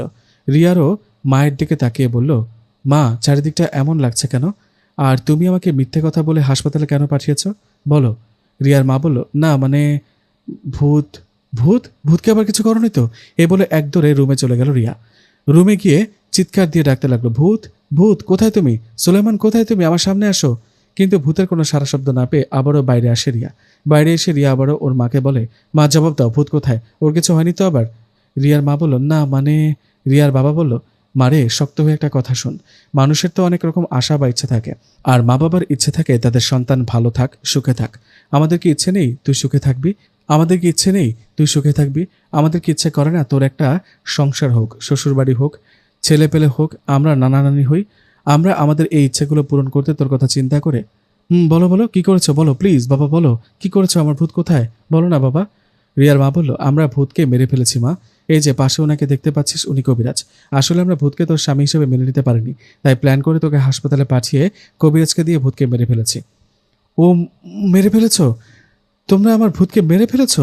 ও আমার স্বামী, আমার ভালোবাসা, ওকে মেরে ফেলেছো? এই বলে ধপাস করে মাটিতে পড়ে চিৎকার দিয়ে কান্না করতে থাকে রিয়া। ওকে কোনোভাবে শান্ত করা যাচ্ছে না। রিয়া কান্না করতে থাকে আর বলতে থাকে, কেন করলে এমনটা? মা, তোমরা না আমার সুখ চেয়েছিলে, তাহলে আমার সুখটা কেড়ে নিলে কেন? ভূতকে ছাড়া আমি কিভাবে থাকবো বলো? বলো না, উত্তর দাও। আমার ভূতের লাশ কোথায়? কোথায় ওর লাশ? আমি ওকে একটিবার দেখতে চাই। ভূত কোথায় তুমি? তোমার বউ ডাকছে, একটু আসো না। মা, আমার ভূতের মুখটা একবার দেখাও। তখন পাশে থাকা সেই কবিরাজ বলে, রিয়া, জিনের লাশ তো দেখতে পারে না মানুষেরা। জিনের লাশ কাক, বিড়াল বা পাখির রূপে দেখতে হবে। ওই দেখো, একটা মরা পাখি পড়ে আছে না, ওটাই তোমার ভূত। কবিরাজের মুখে কথাটা শুনে রিয়া এক দৌড়ে সেই মরা পাখিটার কাছে গিয়ে পাখিটাকে বুকে জড়িয়ে কান্না করতে থাকে। ওদিকে রিয়ার মা বাবা রিয়াকে শান্ত করার চেষ্টা করে, কিন্তু ভূত মারা গেছে এই বিষয়টা সহ্য করতে পারে না রিয়া। তাই জ্ঞান হারিয়ে ধপাস করে মাটিতে পড়ে যায় রিয়া। রিয়ার যখন জ্ঞান ফেরে তখন থেকে শুধু 2 চোখ দিয়ে পানি পড়তে থাকে রিয়ার। রিয়ার মা বাবার সাথে কোনো কথা বলতো না, খাবার খেতে দিলে খেত না। এভাবে কয়েকটা দিন কেটে যায় রিয়ার। রিয়া না খেতে খেতে আর কান্না করতে করতে একসময় ধুকে ধুকে রিয়াও মারা যায়। দুঃখের সাথে গল্পটা এখানেই শেষ করতে হচ্ছে। তুমি তো জানো আমার চাচি মানে তোমার নানি জাদুবিদ্যার অনেক কিছুই জানেন, কিন্তু তুমি হয়তো এটা জানো না যে তোমার নানা মানে আমার চাচা জীবনে বহু ইফরিত জিন হত্যা করেছেন। কেন তিনি জিন খুন করেছেন? কারণ ইফরিত শয়তানের পূজারী এবং এরা খুব বেশি ক্ষমতাধর হয়ে থাকে। ওনার সময়ে এদের দৌরাত্ম্য খুব বেড়ে গেলে বিভিন্ন এলাকা থেকে খবর আসতে শুরু করে যে জিনে নাকি মেয়েদের উপর বেশি ভর করছে, অনেকে নাকি নিজেকে মেরে ফেলেছে, আবার অনেক ছোট ছেলে নাকি উধাও হয়ে যাচ্ছে। আবার যখন ফিরে আসছে তারা সুস্থ স্বাভাবিক হয়ে ফিরে আসছে না। এই সুযোগে ভণ্ড কবিরাজ, ফকির আর তান্ত্রিকরা নিজেদের ব্যবসা ও ভালোমতো সাজিয়ে তুলেছিল। তো যাই হোক, উনি এবং ওনার কয়েকজন বন্ধু তখন শয়তান ইফরিত আর ভণ্ড ফকিরদের বিরুদ্ধে যুদ্ধ ঘোষণা করেন। বুঝে নাও যে কত শক্তিশালী হলে তারা এমনটা করতে পারেন। তো অবশেষে সেই যুদ্ধে তারাই জয়ী হন। কেবলমাত্র একজন বন্ধু মারা যান। উনি একটা মসজিদের ইমাম প্লাস কোরআনে হাফেজ ছিলেন। শয়তান ইফরিত ওনাকে অনেক উপরে তুলে নিচে ফেলে দেয়। তো এভাবেই কিন্তু ওনার সাথে পরিচয় ঘটে তোমার নানির মায়ের। তার মা ছিলেন হিন্দু তান্ত্রিক, মানুষের প্রয়োজনে একজন নিবেদিত প্রাণ ছিলেন তিনি। সেই সূত্রে একটা পর্যায়ে গিয়ে তার মেয়ের সাথে বিয়ে হয়ে যায়। পরে ইসলাম ধর্ম সম্পর্কে জেনে তিনি ও তার মা দুজনেই ইসলাম ধর্ম গ্রহণ করেন। এর মধ্যে মাকে প্রশ্ন করি, নানা তাহলে কি এখন বয়সের কারণে এসব ছেড়ে দিয়েছেন? মা বলেন, হ্যাঁ তেমনটাই। কিন্তু এরই মধ্যে জিনের এক বাদশাহ তোমার নানার সাথে এসে সাক্ষাতে দেখা করেন। তিনি এসে অনুরোধ করেন আর কোনো ইফরিতকে হত্যা না করার। তিনি ব্যবস্থা নেবেন এবং তাদেরকে কঠিন শাস্তি দেবেন, কেননা তাতে করে জিনের সমাজ ব্যবস্থায় কিছু সমস্যা তৈরি হয়েছিল। সাক্ষাতে দেখা করেন? কিভাবে? কিভাবে আবার? মানুষ রূপে এসে। তার আগের দিন রাতে স্বপ্নের মাধ্যমে জানিয়ে দেওয়া হয়েছিল যে তিনি সাক্ষাৎ করতে আসবেন। তো সেই থেকে তিনি আর কখনো কোনো জিন হত্যা করেননি, কিন্তু কবজা করে জিনের বাদশার হাতে তুলে দিতেন। তাছাড়া বিনিময়ে জিনের বাদশাহ তাকে অনেক সাহায্য করেন। তো দেশ ছাড়ার আগে তোমার নানা তোমার জন্যে কিছু শুকনো জৈতুন ফল দেন, যা ছিল সেই বাদশার দেয়া একটা উপহার। এই ফল যে ঘরে থাকবে, যার কাছে থাকবে, সে ঘরে বা তার আশেপাশে জিনের বিচরণ বন্ধ হয়ে যাবে। কিন্তু শর্ত একটাই, জিন যদি অতিরিক্ত পর্যায়ের জ্বালাতন না করে তবে সেটা ব্যবহার করা যাবে না। এই শর্তের কোনো কারণ আমি ঠিক বুঝি না, অর্থহীন মনে হয়। যাই হোক, আমি সেই শুকনো জৈতুনের কিছুই ডাক্তার সাহেবকে দিয়ে এসেছি। মাকে বলি, এখানে লুকোচুরি করার কি আছে সেটাই তো বুঝলাম না। এটা কি খুব সিম্পল একটা ব্যাপার না?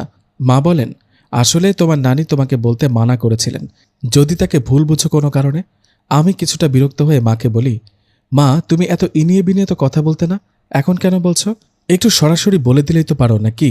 আসলে তোমার নানি এই জয়তনের কিছুটা লোজাদুর বিদ্যা প্রয়োগ করেছেন। তিনি শুধুমাত্র তোমার স্বার্থে করেছেন।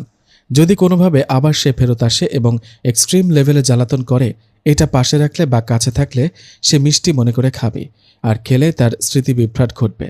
ফলে সে তার পুরো জীবনের সব স্মৃতি কিংবা আংশিক কিছু একটা ভুলে যাবে। আমি মাকে আশ্বস্ত করলাম, আমি নানিকে ভুল বুঝব না, কিন্তু আমি চাই না তার কোনো শারীরিক ক্ষতি হোক, যদিও সে আমার বা আমাদের অনেক ক্ষতি করে ফেলেছে, জানি না স্বেচ্ছায় নাকি অনিচ্ছায়। ঘটনার এই পর্যায়ে এসে দীপ্ত তার জীবনের ঘটনা তার স্ত্রীকে না, সরাসরি আমাদের মানে আপনাদের উদ্দেশ্যে বলবে। এখন লম্বা একটা ভ্রমণ শেষে অবশেষে শনিবার ভোরে টরন্টোতে এসে পৌঁছালাম। সোমবার থেকে নতুন সেমিস্টারে ক্লাস। নতুন সেমিস্টারে এসে নতুন এক প্রফেসরকে পেলাম। টিপিক্যাল বাঙালি, নাম সুমি সুলতানা, যদিও ইংরেজি পুরোই আমেরিকান অ্যাকসেন্টে। লেসন শেষে ম্যামের সাথে কথা বলতে গেলাম, জানতে চাইলাম উনি বাংলাদেশি কিনা। ম্যাম আসলে এই ইউনিভার্সিটিরই আন্ডার গ্রাজুয়েটের এক্স স্টুডেন্ট, ব্রিটিশ কলম্বিয়া থেকে মাস্টার্স করে এসে এখানে নতুন জয়েন করেছেন। আর হ্যাঁ, উনি বাংলাদেশি, ফ্লুয়েন্ট বাংলা বলতে পারেন, কিন্তু বাবা আমেরিকান। 10 বছর বয়সে দেশ ছেড়েছিলেন। আপনারা কি সুমিকে চিনতে পেরেছেন? না চিনতে পারলে গল্পের শুরুতে গিয়ে একবার ঘুরে আসবেন, তাহলে ব্যাপারটা ক্লিয়ার হবে। আমি না হয় দীপ্তর কথার মাঝে বেশি নাক নাই বা গলাই। চলুন আবার দীপ্তর কথাতে ফিরে যাই। ম্যামের একমাত্র বাংলাদেশের ছাত্র হওয়াতে আমার প্রতি ওনার এবং ওনার প্রতি আমারও একটা অন্যরকম আকর্ষণ ছিল, এটা বলতেই হবে। পড়াশুনোতে আমাকে ব্যাপকভাবে সাপোর্ট করতেন। কয়েক মাস যাবার পরে খেয়াল করি আমাদের মধ্যে আসলে ছাত্র শিক্ষক সম্পর্কটা শুধু ক্লাসে, ক্লাসের বাইরে আমরা বেস্ট ফ্রেন্ড। তিনি আমার চাইতে বয়সে 5 বছরের বড়, কিন্তু পাশ্চাত্য সমাজে বন্ধুত্ব হবার ক্ষেত্রে এটা কোনো বাধা নয়। দুজনের সময়গুলো ভালোই যাচ্ছিল। তাকে আমাদের বাড়িতে নিয়ে আসি। আমার মা তাকে খুব পছন্দ করেন।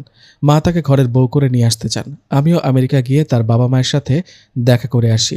আমার মা তাকে ঘরের বউ করে নিয়ে আসতে চাইলেও আমাদের মধ্যে বন্ধুত্বের বাইরে কোনো সম্পর্ক ছিল না, যদিও দুজনই সিঙ্গেল লাইফ লিড করছিলাম। কিন্তু একে অপরকে ছাড়া আবার একদিনও কল্পনাও করতে পারতাম না। এক রবিবারে ম্যাকডোনাল্ডসে খেতে গিয়েছিলাম একসাথে। কথায় কথায় তাকে জিজ্ঞেস করলাম সে প্যারানর্মাল জগতে বিশ্বাসী কিনা, মানে জিন ভূতে আর কি। সে না বোধক উত্তর দিলে সেদিকে আর আগাইনি। সত্যি বলতে কি, সেদিন আমার প্ল্যান ছিল তাকে আমার জীবনে ঘটে যাওয়া সবকিছু বলবো, কিন্তু আর বলা হয়ে ওঠে না। সে বিশ্বাস করে না, আবার এসব শুনে ভয়ও পেতে পারে কিংবা আমাকে পাগল ভাবতে পারে, বিধায় বলিও নি আর। এরই মধ্যে আমাদের সম্পর্কের একটু প্রমোশন হয়েছে। সুমির ক্যাবিনেটে গিয়েছিলাম কিছু জিনিস বোঝার জন্য। জানি না কিভাবে কি একটা রোমান্টিক মুহূর্ত তৈরি হয়ে গেলে আমরা কিস করি একে অপরকে। এরপর দ্রুত আমি তার রুম থেকে বের হয়ে আসি। সেদিন সন্ধ্যায় সে আমাকে কল করে। এই প্রথম তার কল রিসিভ করতে একটু ইতস্তত বোধ করলাম, তারপরেও ধরলাম। সে আমাকে অন্টারিও লেকের পাশে হারবার স্কোয়ার পার্কে আসতে বলে দেখা করার জন্য।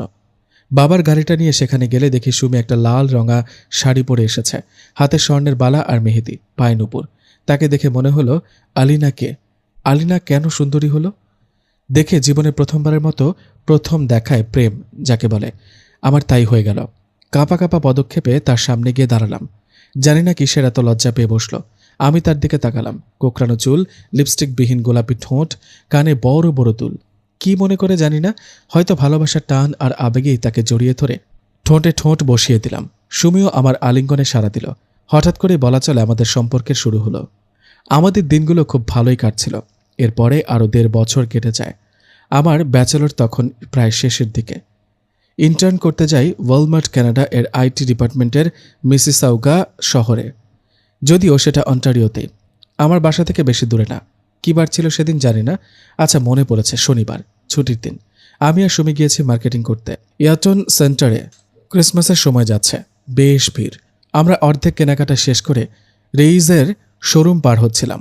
পার হবার সময় হঠাৎ আমার নজর ভেতরে গেল। কাউন্টারে খুব পরিচিত একটা মুখ। একটু পেছনে ফিরে তাকালাম। তাকিয়ে দেখি সেই চিরচেনা মুখ। আমি হন্তদন্ত হয়ে বাড়ি ফিরলাম। আসছে বছর আমি আর সুমি বিয়ের প্ল্যান করছি। আর কিসের মধ্যে কি? আমি মানসিকভাবে কিছুটা না অনেকটাই ভয় পেয়ে গেছি। যে মুখ দেখে এসেছি তা আমার জীবনের আতঙ্ক। আমার মনে পড়েছে আমার প্রশ্নে নানি কি উত্তর দিয়েছিলেন। 2 বছর আগে শেষবার বাংলাদেশ ছেড়ে আসার পথে নানিকে করা শেষ প্রশ্নটি ছিল, সে কি আবার ফিরে আসতে পারে? নানি বলেছিলেন, হ্যাঁ, সে যখন তখন ফেরত আসতে পারে। সে যদি গোত্রের নিয়ম ভাঙে তাহলে তাকে হয়তো গোত্র থেকে ত্যায্য করা হবে, এবং তাতে করে তার কি দশা হয় কে জানে। অন্য গোত্র তাকে মেনে নিবে কিনা সেটাও সন্দেহ। আমার কেন জানি মনে হচ্ছে আলিনা বন্দি দশা থেকে মুক্তি পায়নি। ও পালিয়ে এসেছে, কিংবা নিজ গোত্রের সাথে সম্পর্ক ছিন্ন করেও আসতে পারে, কে জানে। আমি আমার মা বাবাকে সাথে সাথে ঘটনাটা জানাই। তারা বলেন, সে যে আসলেই আলিনা সেটারই বা কী নিশ্চয়তা রয়েছে? সেটা আগে নিশ্চিত হতে হবে। আমার বাবা বলেন, ওই শপিংয়ের সিকিউরিটি ডিপার্টমেন্টের প্রধান নাকি তার বন্ধু। বেটা Canadian citizen, but made in Pakistan, নাম এহসান। আমি বাবা মা তার সাথে গিয়ে দেখা করে আসি। উনি নিশ্চিত করেছেন খুব শীঘ্রই তিনি তথ্য জানাবেন। ডাটাবেজ ইনচার্জের সেদিন ছুটি না থাকলে সেদিনই হয়তো পেয়ে যেতাম। এভাবে কারো তথ্য দেওয়া আইনিভাবে দণ্ডনীয় হলেও নিরাপত্তার কারণে দেখিয়ে তথ্য নেওয়া যেতে পারে। আর উনি পাকিস্তানি মুসলমান হওয়াতে ব্যাপারটা আরও সহজ হয়ে যায়। উনি জিনে বিশ্বাস করেন, আর তাদের দ্বারা এমন ক্ষতি হওয়া যে সম্ভব সেটাও তিনি খুব ভালো করে জানেন। যাই হোক, পরদিনই ওনার ফোন আসে। ওনাকে বাসায় দাওয়াত করা হয়। উনি ডিনারে আসেন আমাদের বাসায়, আলিনার সম্ভাব্য সব ডকুমেন্টস নিয়ে। তাতে দেখা যায় এই মেয়ের নাম অগাস্টা, ব্রিটিশ নাগরিক। কানাডাতে এসেছিল পড়াশোনা করতে। পড়াশোনা শেষে জব করছে। বাবা মা স্কটল্যান্ডে থাকলেও সে আর তার ছোট বোন এখানেই থাকে। অগাস্টার বয়ফ্রেন্ড আছে, কানাডিয়ান। অগাস্টার ছোট বোনের কথা শুনে আমি ওনাকে অনুরোধ করলাম তার বোনের ছবিটাও দেখার জন্য। উনি সেটাও দেখালেন। দেখার সাথে সাথে আমার অন্তরাত্মা আরেক দফা শুকিয়ে যায়। এদিকে আলিনার বড় বোন। আমি আসলে কিছুই মেলাতে পারি না। এদিকে তাদের সব ডকুমেন্টস লিগ্যাল, অন্যদিকে আমার সংশয়।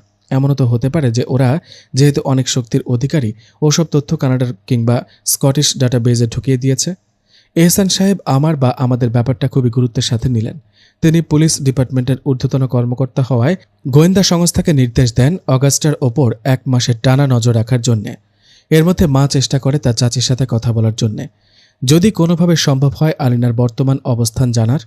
আমরা কোনোভাবে বাংলাদেশে যোগাযোগ করতে পারিনি সে সময়। বাংলাদেশে সে সময় ইন্টারনেট অতটা প্রচলিত নয়। আবার এদিকে পুলিশ ডিপার্টমেন্টের রিপোর্টও ইতিবাচক আসে। মানে অগাস্টা যে অগাস্টাই, তাতে কোনো সন্দেহ নেই। আমরা ধরে নিই আলিনা আর ওর বোন যেহেতু রূপ পরিবর্তনের ক্ষমতা রাখে, এমনও তো হতে পারে যে ওরা এই স্কটিশ 2 মেয়ের রূপ ধরেছিল। আবার এটাও সত্য যে চেহারায় যে শতভাগ মিল আছে তাও না, 70% মতো ধরা যায়। আবার আলিনার বড় আছে, এখানে অগাস্টার ছোট বোন, তবে উচ্চতায় মিল পাওয়া যায়।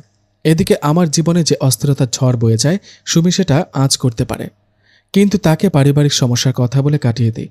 এর মধ্যে আমরা বাংলাদেশ থেকে বড় একটা দুঃসংবাদ পাই যে আমার মায়ের চাচা মারা গিয়েছেন বার্ধক্যজনিত কারণে। আমরা তখন প্ল্যান করছিলাম যে সামারে বাংলাদেশে যাব। নিশ্চিত ছিলাম না, কিন্তু এই খবর পাওয়ার পর আমরা বাংলাদেশে যাই। সুমিও আমাদের সাথে যায়। যেহেতু আমাদের বিয়ে হতে যাচ্ছে, তাই তার যাওয়া উচিত পরিবারের সকলের সাথে দেখা করে আসার জন্য। বাংলাদেশে যখন যাই তখন বাংলাদেশে রাজনৈতিক অস্থিরতা চলছে। সরকারের মেয়াদ শেষ হবার পরে নতুন সরকার গঠনে অস্থিরতার সময়কাল। নানি আমাদেরকে দেখে কান্নায় ভেঙে পড়েন। নানি আমাকে আর মাকে বলেন তার একটা অনুভূতি হয় যে সে এমনি এমনি মরে যায়নি। সেদিন রাতে টয়লেটে বের হলো। পুরনো বাড়ি, তাই টয়লেট বাড়ির সাথে নয়, একটু সাইডে। টয়লেট থেকে ফিরে এসে আমাকে ঘুম থেকে ডেকে বলে তার খারাপ লাগছে। আমি খেয়াল করি সে এই প্রথম জয়তুন ছাড়া বাড়ির বাইরে গিয়েছিল। আমি তাকে বললে সে বলে ওঠে, তাহলে হয়তো আমার নিস্তার নাই এবার। এই বলে ঘুমিয়ে গেলে সকালে আর ওঠেনি। নানি আঁচ করেন তাকে মারার পেছনে কোনো ইফরিত শয়তানের হাত রয়েছে। কারণ বহু আগে একবার শুনেছিলেন যে এই বাড়ির চারপাশে কয়েকটা ইফরিত নাকি সবসময় ঘোরাফেরা করে, কোনো সুযোগে যদি নানাকে জাদু করে হত্যা করা যায়। আমাদের বেড়ানোটা আনন্দময় হয় না। এদিকে নানির এই অবস্থা থাকায় আমরাও তাকে আর আলিনার ব্যাপারে কিছু জিজ্ঞেস করিনি। নানির ছেলে মানে আমার মামাকে আসার সময় একটা জাভা ফোন দিয়ে আসি, যাতে ইন্টারনেট ব্যবহার করা যায়, আমরা যেন নিয়মিত যোগাযোগ রাখতে পারি। নানি আর মামাকে বলে আসি তাদের ইচ্ছে হলে তারা যে কোনো সময় কানাডা আসতে পারে, আমরা নিয়ে আসব। মামা যেহেতু ইলেকট্রনিক্স নিয়ে পড়াশোনা করেছেন, তার জবের অভাব হবে না, শুধু ইংরেজিটা বলতে পারলেই হবে। কিন্তু তারা আসতে চায় না কানাডাতে। আমরা আবার ফিরে আসি। সুমির বাংলাদেশে সেভাবে ঘোরা হয়ে ওঠে না। রাজনৈতিক সমস্যার কারণে আমার ইন্টার্নশিপ শেষ হলে এই কোম্পানিতেই আমি জব পাই। প্রোগ্রামিংয়ে আমার ভালো দক্ষতায় সরাসরি হেড প্রোগ্রামিং প্যানেলে কাজ করার সৌভাগ্য হয়। লোভনীয় স্যালারি, সবকিছু মিলে জীবনে একটা সেটেলমেন্ট আসে।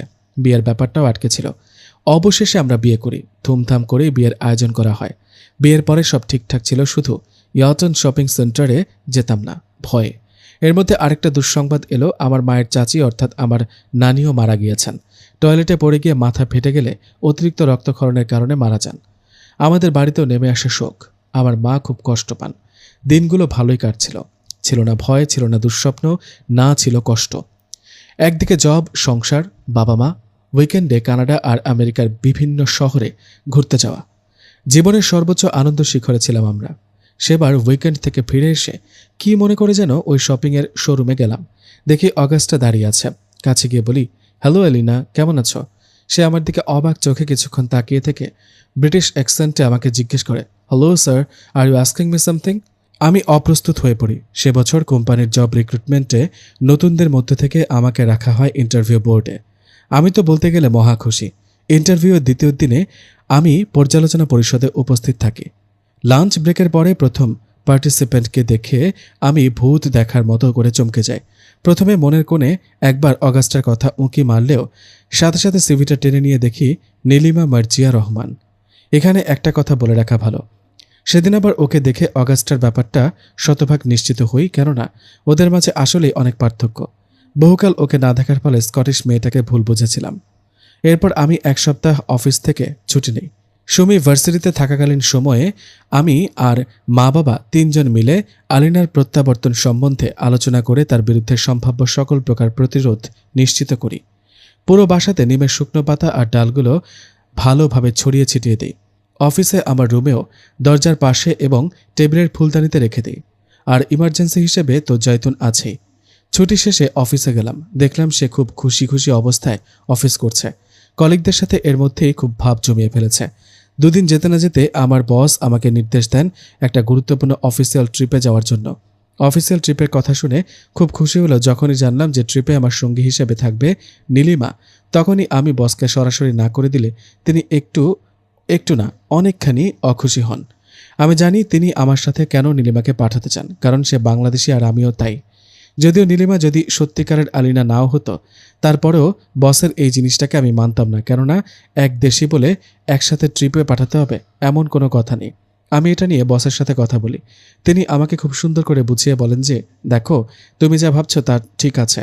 আমি তোমাকে নীলিমার সাথে পাঠাতে চেয়েছিলাম ভাষাগত কারণে, হয়তো তোমরা তাতে করে ট্রিপটা আরও বেশি এনজয় করতে। এখন বলো যাবে কিনা তুমি? আমি তখন ফাঁটা বাঁশের চিপায়। আমাকে 1 মাসের জন্য সাসপেন্ড করা হয়। বস করেন, কথায় আছে বিপদ যখন আসে সব দিক দিয়ে আসে। একদিন বাসায় এসে দেখি আমার আর সুমির ঘরের সব নিমপাতা উধাও। আমি তো অবাক। এরই মধ্যে সুমির ফোন, আচ্ছা দীপ্ত, বাসায় এত নিমপাতা কেন বলতো? কি জবাব দেব ঠিক বুঝে উঠতে পারছিলাম না। জিজ্ঞেস করলাম, কেন, কি হয়েছে বলতো? কি আবার? ভার্সিটি আসার আগে দেখি বিছানার নিচে কি সব পোকা, জীবনেও দেখিনি। ম্যাট্রেস উঠিয়ে দেখি কিছু পোকা সেসব নিমপাতা খাচ্ছে। আমি সেগুলো দেখে স্টোর রুমে রেখে এসেছি। এই বলে কল কেটে দিল। ক্লাসের সময় হয়ে গিয়েছিল তাই। আমি বাসায় তখন একা। বাবা মা একটু ঘুরতে গিয়েছিলেন এক প্রতিবেশীর বাড়িতে। বাসার যেখানে যেখানে নিমপাতা ছিল সব বের করলাম। দেখি সেই পোকাতে পুরো বাসা ভরে গিয়েছে। ইমার্জেন্সি ক্লিনিং সার্ভিসকে কল দিলে ওরা এসে সব পরিষ্কার করে দিয়ে যায়। বাবা মা বাসায় এলে আমরা অনেক ভেবেচিন্তে ও বাস্তবিক অর্থ খেয়াল করলাম যে এই পোকা কোনো সাধারণ পোকা নয়। এই পোকা এই বাড়িতে কেউ এনেছে। আমরা মোটামুটি নিশ্চিত যে এটা আলিনার কাজ। পুরোপুরি নিশ্চিত হতে আমি সেদিনই সন্ধ্যাবেলা আলিনার ফোনে কল দিই। ফোন ধরে ও আমাকে বলে, দীপ্ত সাহেব, আপনি যে কেন আমাকে কল দিয়েছেন তা তো আমি জানি। পোকাগুলো কি খুব বেশি জ্বালাতন করছে? আমার চাইতেও বেশি? ওরা পাতা খাবে আর মরবে, পরে ঝাড় দিয়ে ফেলে দিলেই হলো। ওরা আপনার রাজকীয় প্রাসাদে আমার যাবার পথটা পরিষ্কার করছে শুধু। আমি এই প্রশ্নের জবাব না দিয়ে ওকে অনুরোধ করি আমার সাথে একটু দেখা করার জন্য। ও বলে, আমি তো আপনার বাম পাশেই আছি নাকি? এটা শুনে যেই না বাম পাশে তাকাই, অমনি তাকে দেখে আমার জানের সব পানি যেন শুকিয়ে যায়। আমার হাত পা কাঁপতে থাকে। আমার এমন অবস্থা দেখে ও তখন হাসতে থাকে আর বলতে থাকে, এতটুকুতেই ভয় পেয়ে গেলে? নিজের বউকে যদি এখন রক্তাক্ত অবস্থায় দেখো তখন কেমন লাগবে বলো তো? নিজের জীবনের পরোয়া না করে আমি বাসা থেকে বের হয়ে এক দৌড়ে গ্যারেজের কাছে গিয়ে গাড়িটা বের করি। উদ্দেশ্য সুমির কাছে পৌঁছানো। সুমির লোকেশন ট্র্যাক করি। ও তখনও ক্যাম্পাসে ক্লাস নিচ্ছে। কিছুক্ষণ পরেই ও ক্লাস শেষ করে বাসায় আসবে। আমাকে 25 মিনিটে 40 মিনিটের পথ পাড়ি দিতে হবে। পুলিশ ধরলে ধরবে, কয়েক হাজার ডলার ফাইন দিতে হলে দেব, কিন্তু আমাকে সুমির কাছে পৌঁছাতেই হবে। না হলে যে ওকে রোড অ্যাক্সিডেন্ট করিয়ে মেরে ফেলবে না তার কী বা গ্যারান্টি? আপনারা কি ভাবছেন একটা কল দিয়ে আমার জন্য অপেক্ষা করতে বলবো? সে যে তখন ক্লাসে, আর ক্লাসে টিচারদের ফোন নিয়ে যাওয়া মানা। ফোন ওর ক্যাবিনেটে। আর সবচেয়ে বড় কথা, এত আতঙ্ক ঢুকে গেলে কেই বা সুস্থ থাকে? সে জাত জিন, শক্তিশালী। ও ওর ক্যাবিনেটে ঢোকা মাত্রই যে আলিনা সুমির ঘাড় মটকাবে না তার কি গ্যারান্টি? অবশেষে সৃষ্টিকর্তার কৃপায় রাস্তার ফাঁকা থাকার কারণে খুব সহজেই ওর ক্লাস শেষ হবার আগেই পৌঁছে গেলাম। তারপরে ওর ক্লাসের পাশে অপেক্ষা করছিলাম। ও বের হলে ওকে দেখে নিজেকে সুস্থ লাগে। আমার মনে হয় সেদিনই আমি টের পাই যে সুমির প্রতি আমার ভালোবাসা কতটা গভীর। এরপরে ওকে নিয়ে আমি বাসায় আসি। বাসায় এসে ফ্রেশ হয়ে মনটা ফুরফুরে করার জন্য আমি আর ও হারবার স্কোয়ারে যাই। ম্যাক থেকে ডিনার করে আসি। এই ঘটনাকে আমি আর খুব বেশি পেঁচাবো না। শেষমেশ কি হয়েছিল সেই ঘটনাটাই বলছি এখন। শেষটা আর দীপ্তর মুখে নয়, আমি আমার নিজের ভাষাতেই বলছি। সুমি মূলত আমার বন্ধু। তিনি এসেছিলেন একটা ফটো এক্সিবিশনে নেদারল্যান্ডসের রাজধানী আমস্টারডামে। তো সেই এক্সিবিশন বা পুরো ইভেন্টের আমি ছিলাম হেড ফটোগ্রাফার। এক পর্যায়ে আমাদের মধ্যে পরিচয় হয় এবং ভালো একটা বন্ধুত্ব হয় আমাদের মধ্যে। ফলস্বরূপ উনাকে আমার বাসায় ডিনারে ইনভাইট করি। সে রাতে উনি আমার বাসাতেই ছিলেন। উনি জেনেছিলেন আমি নিজ পেশায় বাইরে একজন অকেশনাল সাইকোলজিস্ট এবং প্যারানর্মাল রিসার্চার, কাউন্সিলর ও অ্যাক্টিভিস্ট। ফলে তিনি তার হাজব্যান্ডের সাথে ঘটে যাওয়া ঘটনা সে রাতে আমার সাথে শেয়ার করেন। আমি অনুমতি নিয়ে পুরো ঘটনায় রেকর্ড করি যেন পরে গল্প আকারে লিখতে পারি। দীপ্ত সবকিছু রাতে সুমিকে খুলে বলার পরে সুমি বলে, সবকিছু তোমার হ্যালুসিনেশন। দীপ্তর ভাষ্য অনুযায়ী এই কথা শুনে সে অবাক হয় না। তখন সে বলে, তাহলে আমার মা বাবার ক্ষেত্রেও কি সেটা হ্যালুসিনেশন? সুমির জবাব ছিল, দেখো দীপ্ত, তোমার মা বাবা কিন্তু আলিনাকে কখনো ফেস করেনি। তোমার মা শুধু একবার স্বপ্নে দেখেছিলেন। এটা হতে পারে যে তুমি তাকে এসব বলেছ বিধায় সে এগুলো নিয়ে দুশ্চিন্তা করেছিলেন, যার ফল হলো স্বপ্ন। কিন্তু যখনই সুমিকে দীপ্ত তার নানা নানির কথা বলে ও শরীরের দাগগুলো দেখায় তখন সে চুপ হয়ে যায়। পরদিনই দীপ্তর শাশুড়ি কল দেন। তিনি ফোন করে বলেন, বাবা, আমি সুমির কাছ থেকে সবকিছু শুনেছি। তুমি পারলে একটু ডাক্তার দেখাও আর এই শনিবার আমার বাসায় এসো। দীপ্ত বাধ্য স্বামীর মতো সুমির সাথে ডাক্তারের কাছে যায়। ডাক্তার তার মেডিকেল সায়েন্সের কী ব্যাখ্যা দিবেন তা দীপ্ত জানত। তারপরেও শুধুমাত্র সুমিকে খুশি করার জন্যই যাওয়া। কারণ দীপ্ত জানত যে সুমি শেষমেশ সবকিছুই বিশ্বাস করতে বাধ্য হবে। চিরন্তন সত্য বলে কথা। অবশেষে দীপ্ত আর সুমি দুজনই কোনো এক শনিবার আমেরিকা যায় শাশুড়ির সাথে দেখা করার জন্য। শাশুড়ি বলেন, শোনো, আমার এক বন্ধু আছে এখানে, সে আফ্রিকান, কবিরাজি করে থাকেন, তার সাথে দীপ্ত কথা বলুক একটু। আসলে এই ব্যাপারটা কি ধরবার জন্যে? আসলে সুমি আর তার মায়ের কাছে পুরো ঘটনাটা নতুন বলে নতুন অবস্থায় কোনো কিছুকে মানুষ যেভাবে মূল্যায়ন করে তারাও সেটাই করেছিলেন। দীপ্ত শুধু দেখছিল কোথাকার জল কোথায় করায়। তো সেই কবিরাজ দীপ্তকে একটা বৃত্তের মধ্যে বসতে বলেন। বসার পরে দীপ্তর চারিপাশে লোহার আর বারুদের গুঁড়া ছিটিয়ে দেন। এরপরে তিনি দীপ্তর মুখ বরাবর বসে একটা বই খুলে কিছু পড়তে থাকেন। সুমি আর সুমির মা একটু সাইডে বসে সবকিছু দেখছিল। কবিরাজ পড়তেই থাকেন, কিন্তু কিসের কি? 15 মিনিট পার হবার পরেও কোনো সারা শব্দ নেই। 20 মিনিট পার হবার পর হঠাৎ করে দীপ্তর চারিপাশে থাকা বারুদগুলো জ্বলে ওঠে। দীপ্ত ভয়ে সেখান থেকে বের হয়ে আসতে চাইলেও বের হতে পারে না, যেন অদৃশ্য কিছু তাকে বাধা দিচ্ছিল। কবিরাজ এক পর্যায়ে গিয়ে দূরে ছিটকে পড়েন, যেন তাকে ফুটবল কিক করার মতো করে কিক করেছে কেউ। তার মাথা ফেটে রক্ত বেরোতে থাকে। ইমার্জেন্সি কল দিলে অ্যাম্বুলেন্স আসে, সাথে পুলিশও আসে। পুলিশ এসে ওদেরকে থানায় নিয়ে যায় আর কবিরাজকে এমন কিছু চর্চার কারণে পরবর্তীতে জেলে ভরে। শেষে কথোপকথনে সেই কবিরাজ ওদেরকে বলে, আমি যা দেখেছি তা আগে কখনো দেখিনি। নারী জিন যে এত শক্তিশালী হতে পারে সেটাও জানা ছিল না। এটাও বলে তার কাছে এর কোনো প্রতিকার নেই। এই কথোপকথন হয় ওরা যখন ওনাকে হাসপাতালে দেখতে যায় তখন। পুলিশ ওদেরকে ওয়ার্নিং দিয়ে ছেড়ে দিয়েছিল, আর কবিরাজকে জেল থেকে বের করতে সাহায্য করে সুমির মা। সুমি তার ভুল বুঝতে পারে এবং বিশ্বাস করতে আরম্ভ করে যে হ্যাঁ, এই জগতের বাইরেও আরেকটা অদেখা জগৎ আছে, আর সে জগতে জিন বলে কিছু একটার অস্তিত্ব রয়েছে। যাই হোক, এরপরে আলিনা যেন আরও ক্ষিপ্ত হয়ে ওঠে। দীপ্তকে কোনোভাবেই ঘুমাতে দিচ্ছিল না রাতে। সুমিকেও মাঝে মধ্যে জ্বালাতন করত, যেমন গোছানো ঘর অগোছালো করে ফেলত, ওর কাপড় চোপড় বাইরে ফেলে দিত, ওর জিনিসপত্র এদিক সেদিক করে রাখত ইত্যাদি। একদিন সুমি আর দীপ্তর মাঝে ঝগড়া হয় এসব নিয়ে, কেন সে বিয়ের আগে এসব বলেনি। দীপ্ত তখন ওকে বোঝায় যে সে অনেকবার চেষ্টা করেছে কিন্তু বলতে পারেনি, কেননা সে তো এগুলোতে বিশ্বাসই করেনি কখনো। সুমির ছেলে মানুষই আচরণে দীপ্ত খুব রেগে গিয়ে খুব জোরে একটা ধমক দিলে কান্না করতে করতে সুমি জ্ঞান হারায়। কোনোভাবেই ওর জ্ঞান ফিরে আসছিল না দেখে ইমার্জেন্সি কল করা হয়। পরে হাসপাতালে নিয়ে চেক আপ করে দেখা যায় সুমি প্রেগন্যান্ট। পরিবারে এই খবরে একই সাথে খুশির একটা আমেজ তৈরি হয়, আবার একটা অদৃশ্য আতঙ্ক ঘিরে থাকে সবার মনে, কেননা আলিনার উপদ্রব ক্রমাগত বেড়েই চলছিল। কিছুদিনের মধ্যেই আলিনা তার সবচেয়ে মারাত্মক ভুলটা করে বসে, যেটা খোলা চোখে অপরাধের শামিল। আর তার এই অপরাধটাই দীপ্ত ও তার পরিবারকে বাধ্য করে সবচেয়ে কঠিন পদক্ষেপটা নিতে। তো কি করেছিল আলিনা? সেদিন বিকেলে ভার্সিটি থেকে ফিরে এসে সুমি গোসলে যায়। বাসায় তখন শুধু ওর শাশুড়ি, দীপ্ত আর ওর বাবা বাইরে। শাশুড়িও ঘুমোচ্ছিল। গোসলে ঢোকার পরে একটা মুহূর্তেই আলিনা বাথরুমের লাইট জ্বালাতে নেভাতে থাকে। ও ভয় পেয়ে যায়, খুবই স্বাভাবিক। পরে লাইটটাই অফ হয়ে যায়। ওর সারা শরীরে তখন শাওয়ার জেলের ফেনা আর মাথায় শ্যাম্পু। শাশুড়িকেও ডাকতে পারছে না, তিনি ঘুমাচ্ছেন। তাছাড়া ডাকলেও শোনা যাবে না, তাই নিজেই বাধ্য হয়ে কোনো রকমে চোখ টাওয়াল দিয়ে মুছে দরজা খুলে আলো জ্বালাতে চায় কিংবা বের হয়ে আসতে চায়।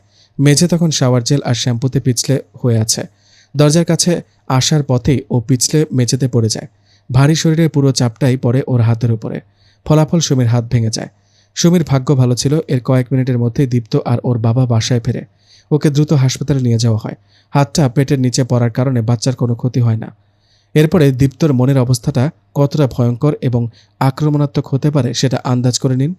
সুমির হাতের অপারেশনটা হয়ে গেলে দীপ্ত ঠান্ডা মাথায় বাসায় ফেরত আসে। এসে একবার মায়ের ঘরে যায়, আলমারিটা খোলে। সেখান থেকে সে একটা জয়তুন হাতের মুঠিতে নিয়ে নেয়। এরপরে নিজের ঘরে গিয়ে আলিনাকে ডাকতে থাকে। বাসায় দীপ্ত একা। দীপ্ত ডাকে সে আসে। দীপ্ত আর তার কথোপকথনটা ছিল ঠিক এমন: সুমির সাথে যা কিছু হয়েছে তার জন্য তুমি দায়ী কিনা? হ্যাঁ, আমিই দায়ী। আমার মূল ইচ্ছে ছিল ওকে একটু জ্বালানো, যেমনটা আমি করে থাকি, কিন্তু এর ফলাফল যে বরাবরের মতো এতটা ভয়ানক হবে তা আমি বুঝতে পারিনি। যাই হোক, অনেক হয়েছে। তোমার উপস্থিতি আমাদের জন্য আতঙ্কের। তুমি আমার বা আমাদের জীবনে খারাপ বই ভালো কিছু নিয়ে আসোনি। তোমার পাগলাটে ভালোবাসার এই দুনিয়াতে কোনো দাম নেই। এখন বলো, তুমি আমার বা আমার পরিবারের পিছু ছাড়বে কিনা? না, আমি তা করতে পারবো না। আমি আমার গোত্র ছেড়ে তোমার কাছে এসেছি। এসে দেখি তুমি বিয়ে করেছ। আমি কখনই তা মেনে নিতে পারি না। আমি বহুবার তোমাকে বলেছি তুমি সুমিকে ছেড়ে দাও। আমি ওকে তোমার পাশে মেনে নিতে পারি না, কিন্তু তুমি শোনোনি। আমাকে কেন তোমার কথা শুনতে হবে বা মানতে হবে? আমি চাই তুমি আমার চারিপাশে আর না থাকো। তুমি আজ আর একটু হলেই আমার বউ আর বাচ্চাকে মেরে ফেলতে গিয়েছিলে। তুমি আমার অবচেতনে আমার সাথে শারীরিক সম্পর্ক করেছিলে। অস্বীকার করতে পারো? কিছু অস্বীকার করি না। আমি শুধু চাই তুমি আর সুমি আলাদা হয়ে যাও। তাতে করে সুমি আর তোমাদের বাচ্চাও ভালো থাকবে। এসব শুনে দীপ্তর মাথায় রক্ত উঠে যায়। ঠিক তখনই মুঠো করে রাখা হাতটা সে খোলে। এরপরে আরও 8 বছর পার হয়ে গিয়েছে। সুমি আর দীপ্ত এখন নিউ ইয়র্কে থাকে। সেদিনের পর থেকে অনেক সুখের সংসার তাদের, আতঙ্কবিহীন, ফিসফাসবিহীন। আর এখন যদি বাথরুমের লাইট কেউ নিভিয়েও দেয়, তবে সেটা আলিনা নয়, সেটা দীপ্ত আর সুমির ঘর আলো করে আসা ছোট্ট মেয়ে অ্যাঞ্জেলা। দীপ্ত তার হাতের মুঠি খোলার পরে আলিনার কি হয়েছিল শেষে এসে একটুখানি রহস্য রেখে দিলেও পরবর্তীতে বলা হয়েছিল, আসলে তোমার নানি এই জয়তুনে কিছু কালো জাদুর বিদ্যা প্রয়োগ করেছেন। তিনি শুধুমাত্র তোমার স্বার্থে করেছেন। যদি কোনোভাবে আবার সে ফেরত আসে এবং এক্সট্রিম লেভেলে জ্বালাতন করে, এটা পাশে রাখলে বা কাছে থাকলে সে মিষ্টি মনে করে খাবে, আর খেলে তার স্মৃতি বিভ্রাট ঘটবে। ফলে সে তার পুরো জীবনের সব স্মৃতি কিংবা আংশিক কিছু একটা ভুলে যাবে। যেহেতু ওই জৈতুনে কালো জাদু করা হয়েছিল, সেহেতু ওর সামনে ওটা বের করা হলে সে ওটার ঘ্রাণে হোক আর যেভাবেই হোক খেতে বাধ্য ছিল।